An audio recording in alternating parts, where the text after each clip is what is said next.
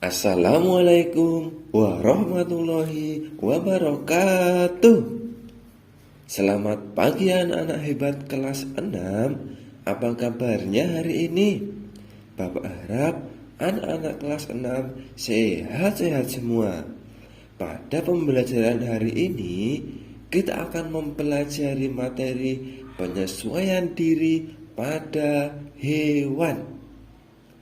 Baik, sebelum kita memulai pembelajaran pada pagi hari ini, alangkah lebih baiknya kita awali dengan berdoa. Berdoa menurut agama dan kepercayaan masing-masing. Berdoa dimulai. Cukup? Baik anak-anak, pada pembelajaran hari ini kita akan belajar penyesuaian diri pada hewan. Masih di tema yang kedua. Coba perhatikan hewan apa saja yang ada di gambar berikut ini. Yang pertama ada bebek, yang kedua ada ikan, yang ketiga ada cicak. Bagaimana menurut anak-anak, apakah ketiga hewan ini memiliki ciri-ciri yang berbeda? Betul, dari ketiga hewan ini semuanya memiliki ciri-ciri masing-masing. Setiap makhluk hidup mempunyai ciri yang berbeda, sehingga perlu adaptasi untuk memudahkan dalam menyesuaikan diri dengan tempat tinggalnya atau dengan lingkungannya. Apa yang dimaksud adaptasi anak-anak? Adaptasi merupakan ciri-ciri khusus yang dimiliki hewan atau makhluk hidup untuk hidup pada lingkungan tertentu. Sekarang coba kita simak ciri-ciri habitat hewan. Yang pertama, kita akan membahas hewan cicak. Ciri khusus pada cicak adalah sebagai berikut. Yang pertama, berlidah panjang dan lengket untuk menjerat mangsa. Yang kedua, memutus ekornya untuk mengelabuhi musuh. Yang ketiga, dapat berjalan di dinding karena pada bagian kaki memiliki perekat. Jadi seperti di film Spider-Man, itu kan dia bisa berjalan di dinding. Nah, ini cicak juga bisa berjalan di dinding. Selanjutnya, ciri khusus pada bebek. Yang pertama, memiliki jari kaki berselaput. Jari kaki yang berselaput ini berfungsi untuk berenang. Selaput ini juga membuat kaki bebek tidak terbenam ketika berjalan di tanah yang berlumpur. Yang kedua, paruh bebek berbentuk pipih dan lebar. Paruh ini digunakan untuk mencari makanan di dalam lumpur. Yang ketiga, pangkal paruh bebek berbentuk seperti sisir yang berfungsi untuk menyaring makanan dalam air maupun di dalam lumpur. Yang keempat, bebek memiliki bulu tahan air yang berfungsi menjaga kestabilan suhu tubuh. Jadi kalau anak-anak perhatikan, ketika bebek itu berada di atas air atau ketika berenang di air, nah bulu bebek itu terlihat tidak akan basah karena memiliki bulu yang tahan air.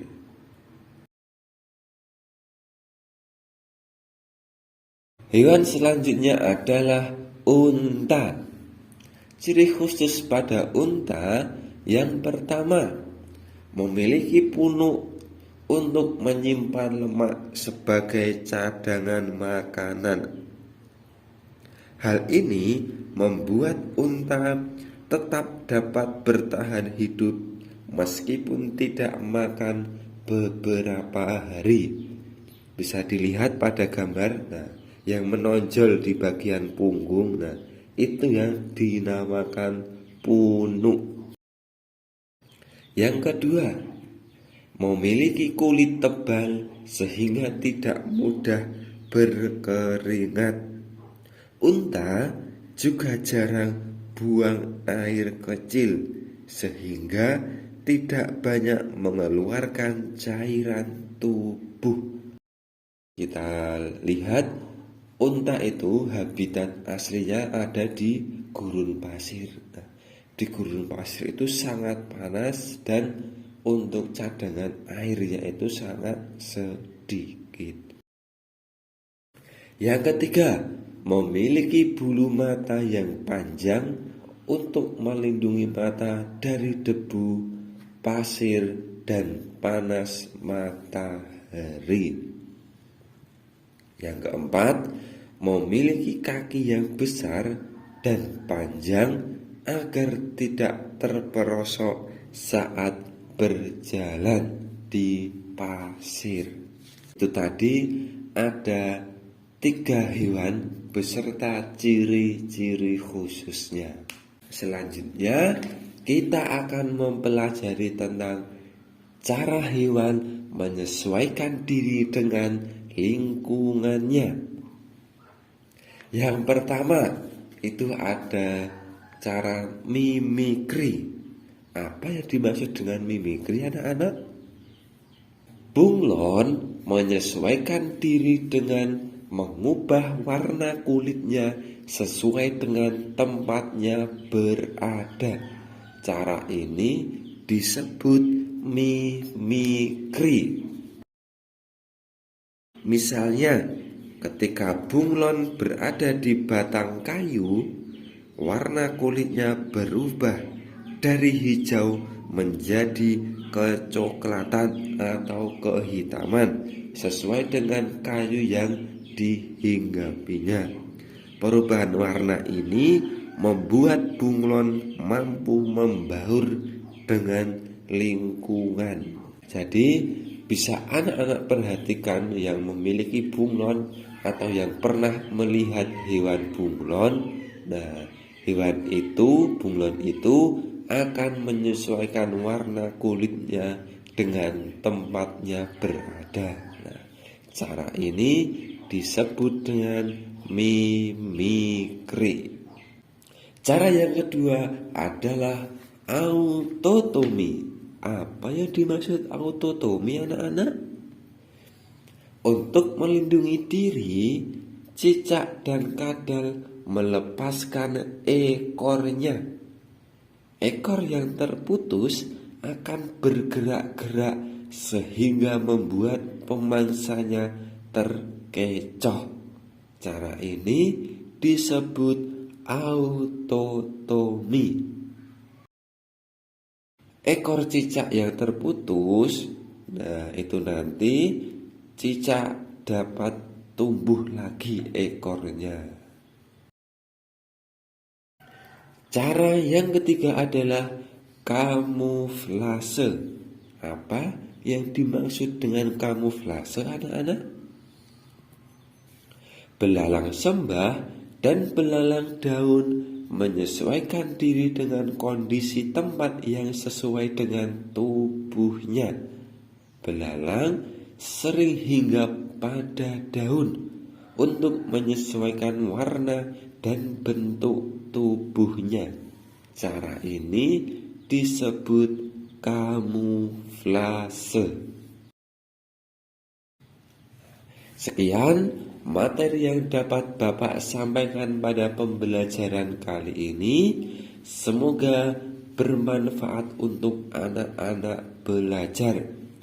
Bapak mohon maaf yang sebesar-besarnya apabila dalam pemberian materi dalam bentuk video ini masih banyak kekurangannya.